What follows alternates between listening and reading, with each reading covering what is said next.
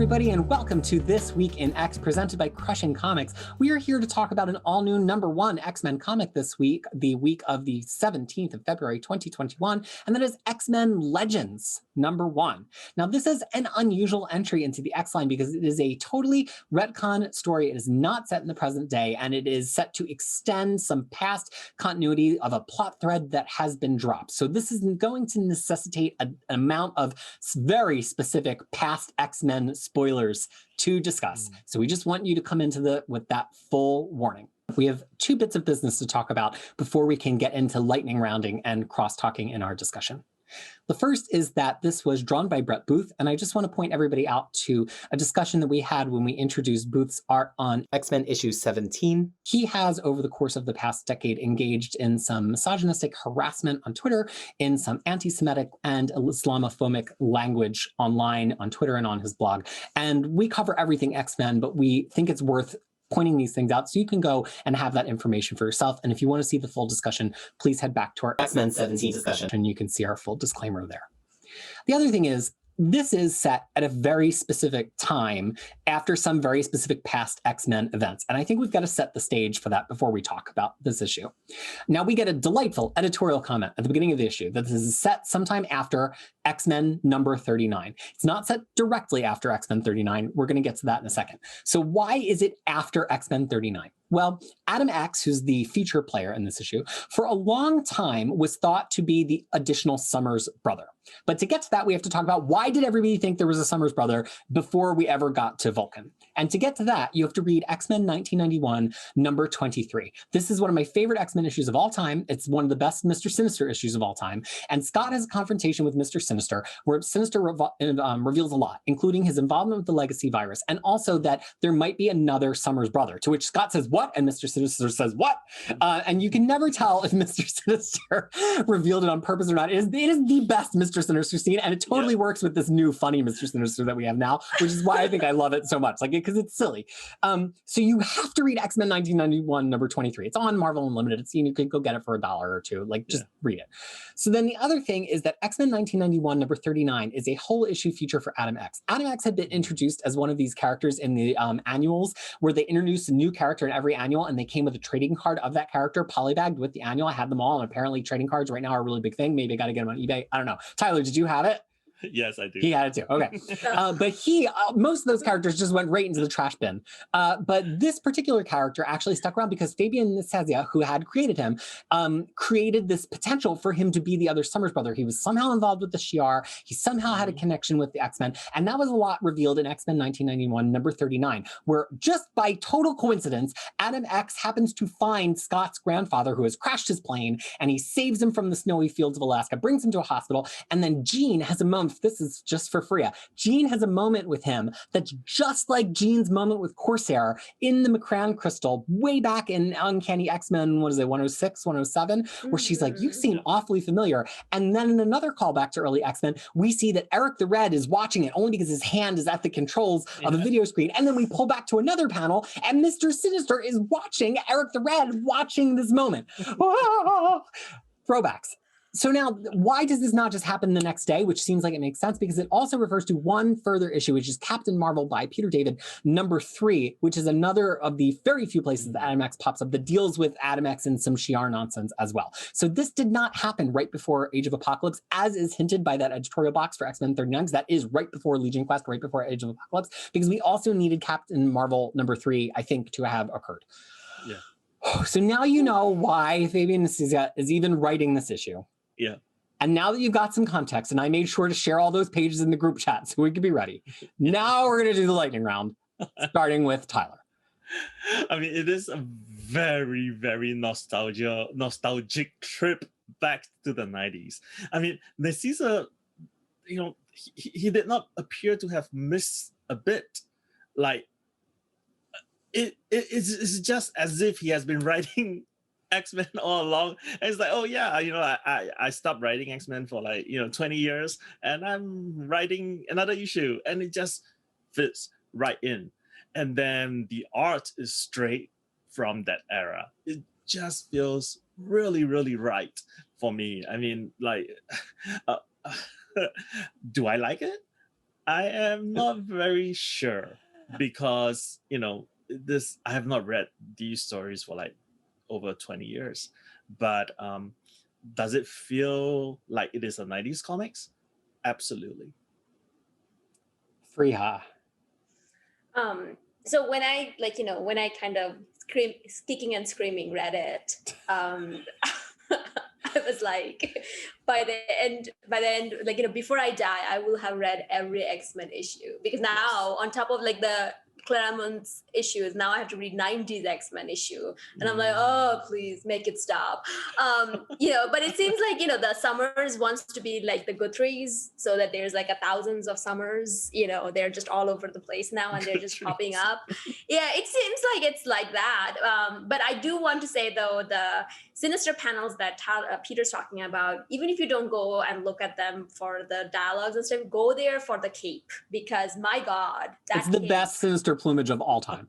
Oh, that plumage. I'm like, now I understand why he's so obsessed with plumage, because he had better plumage before he came to Krakoa. So judge for that. But I mean, it's one of those things. It's like, sure, if you're a longtime X-Men reader, but someone like me who I'm not, I'm like, okay, we already had a crazy one called Gabrielle, so what else we need? But I do want to say, though, I did understood who Adam X is, because he shows up in X Factor number 3. And I also understood McCarran Crystal, and I'm like, damn it, I'm one of the nerds now. What about Eric the Red? Yeah, and Eric the Red, who most people don't understand at all, but that's fresh for you. Yeah, and also Eric the Red. I'm like, I know all of this. Why do I know all of this? It's becoming one of those things where now I read it, I'm like, oh yeah, I know these people. I'm like, why do I know these people? I do. So the thing is, like, that was kind of, it was more entertaining from that point of view than the actual issue. That's all I'm gonna say. I really have trouble even articulating. I'm happy I did all my talking up front, because I don't even know what to say. It's a short list, I guess. One is Guru EFX freaking killed the colors on this issue. Just grand slam, perfect. It has that perfect 90s post Malibu acquisition glisten to it, but it's still it's still modern. It's just really good, especially Cyclops. I think it just like nailed it. The art has some problems. You would be familiar with these problems if you read as many Image comic books as me. The one that really stuck out that to me is like the poster problem for the issue is one point Hepzibah is like jumping in the air and she has this beautiful clean line to her body. But then if you look closer, her one thigh must be bigger than the whole rest of her body. And because it's like bigger than the other leg and it's the same size as her whole torso. And it's just like, there's no world in which that anatomy makes sense. That to me is like the perfect little capsule for this whole issue. The thing it really made me feel though is Necessia is so good. He could be on any title right now and it would be a great title. His Juggernaut miniseries that just wrapped was great. But it's like, this is a very specific way of writing the title. He's been on Twitter saying that this was an event originally going to be a 2 or 3, or actually a 3 or 4 issue story.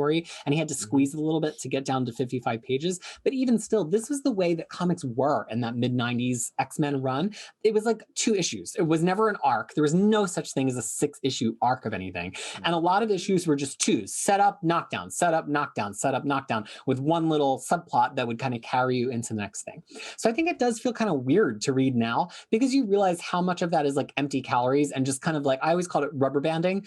We beat them, but they're back, but they ambushed them, but we shot them, but they broke free, like that, because there was a lot of that rubber banding in those issues in order to just make it work. And that's how you got through 90s comics. And so I think that push and pull, you can feel it here. And it just feels a little absurd now because comics don't do it as much, but that's because they don't rubber band in one issue. They just draw it out over a whole arc. I don't feel like this is essential reading, and I don't fully believe the cliffhanger at the end. The Corsair's like, Adam X, my son. It's too early for that to be the cliffhanger of the first issue. I feel like it's going to get reversed. And then they're going to come back and be like, oh, actually, he's not our son, but our son must be somewhere. And that's going to be like an advanced setup for Vulcan to help better explain Vulcan. Is there anything else to say about this comic? I mean, we'll go around one more time. Tyler?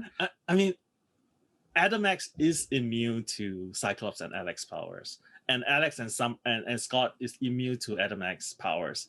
And while he has not been consistently treated, like in a lot of cases, the siblings are immune to each other's power. So that's something to consider. Mm, But yeah, my notes for this issue is really everything in caps and end with like exclamation mark. Eric the Red, Eric the Red.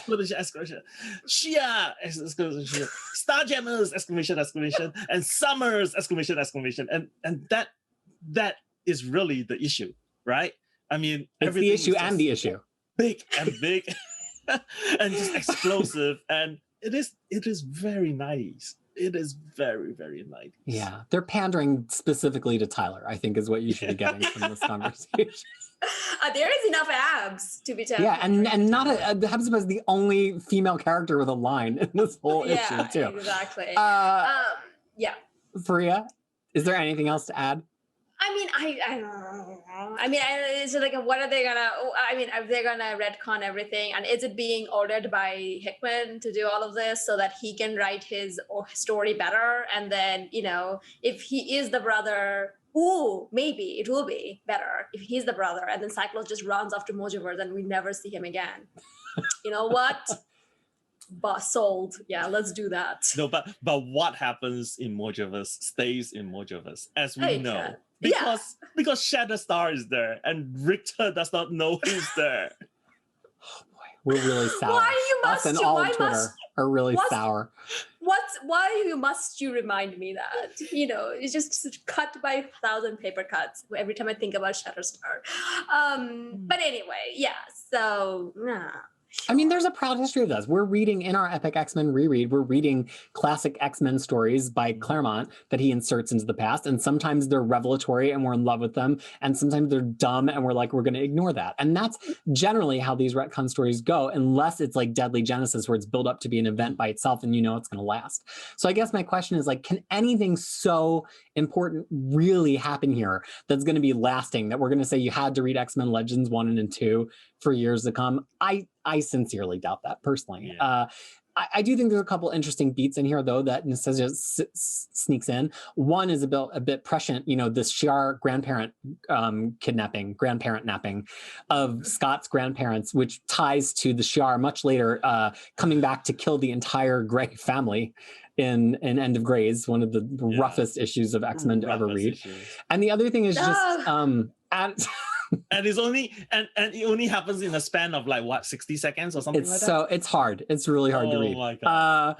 And then also I've always loved Adam X's power, but it makes me laugh because his power is basically he makes you feel like your blood is on fire, but he needs some exposed blood to do it. So he like throws a bunch of razor blades and crap. He's made to basically be Wolverine's sidekick. They basically dreamt him up and was like, here's a cool person to tag around behind Wolverine and be like, your blood is on fire. Your blood is on fire. But also...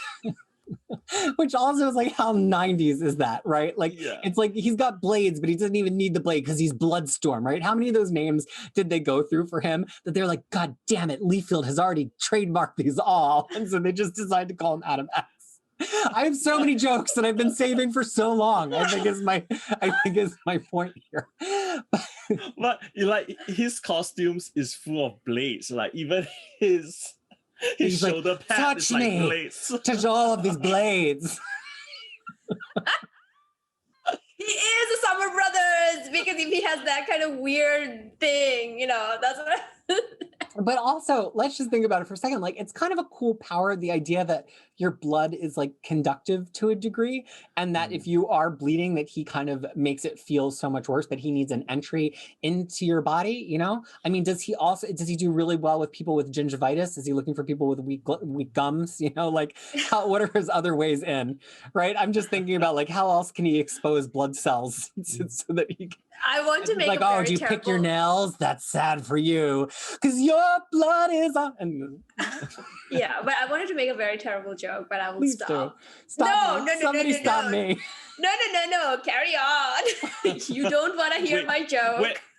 So where is his skateboard? He drops it at one point, and I guess if you're in the middle of a freaking cornfield, as he is here. Your skateboard, not the most fast conveyance. But then also, how about Cable just like dropping in because like how can we have Well, a summer story without It's Cable? Summers. Yeah. It's because it's a summer story. Cable has to drop it. And this is how you know it's actually set a little bit later because he makes the point that he's lost his team at the moment. And also his TK is actually effective, which earlier on his TK really wasn't because it was only ever holding off the the TO virus, but here it is. But Cable, yeah, I mean, there's not a whole heck of a lot else to say about this. Well, that's all we have to say about X-Men Legends #1. So we want to know from you specifically in the comments of this video, did you like this issue? And regardless of if you liked it or not, were you around for these original 90s issues? Because I want to try to figure out, like, is it only pleasing the Tylers of this world? Or are there people who are newer X-Men readers who still think this is cool? I don't know, because I am from Age Eternal, much like Tyler. So I want to see which side that you come out up on. Sound off. And I have to say, this discussion was, I think, a lot more fun than the actual issue. Not just because I've totally lost my mind, but just hearing your reactions to it, which is kind of our mission statement here, because as Fariha likes to say, what, Fariha?